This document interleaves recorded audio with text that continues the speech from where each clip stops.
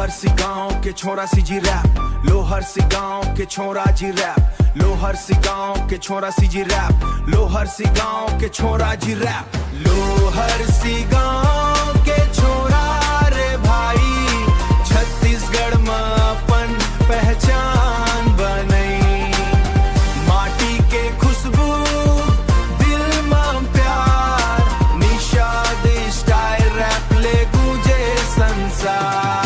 छोटकन गांव ले बड़े सपना देखे, मेहनत के रद्दा में रोज आगे बढ़े, न धन के घमंड न नाम के नशा, माटी संग जुड़ के बनाए अपन दिशा। खेत खार नदी नाला गांव के कहानी, खेत खार नदी नाला गांव के कहानी, खेत खार नदी नाला गांव के कहानी, यही मोर ताकत यही जिनगानी। संगवारी मन संग हासत गावत, संगवारी मन संग हासत गावत, संगवारी मन संग हासत गावत, सीजी रैप ले दुनिया ला सुनावत। लोहर सी गांव के छोरा रे भाई, छत्तीसगढ़ में अपन पहचान बनई, माटी के खुशबू दिल में प्यार, रैप के आवाज गूंजे बारंबार।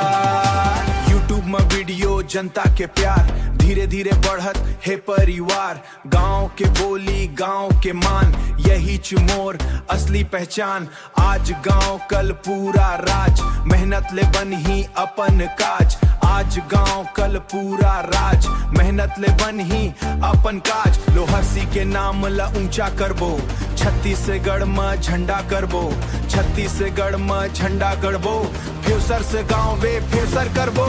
लोहर सी गांव के छोरा रे भाई, छत्तीसगढ़ में अपन पहचान बनई, माटी के खुशबू दिल में प्यार, निषाद स्टाइल रैप ले गूंजे संसार। लोहर सी गांव के छोरा का हाथे सपना देखाऊं और पूरा कराऊं, माटी ले जुड़ के आगे बढ़ाऊं, माटी ले स्टार रोशन बढ़ाऊं, छत्तीस के नाम रोशन कराऊं। Best luck.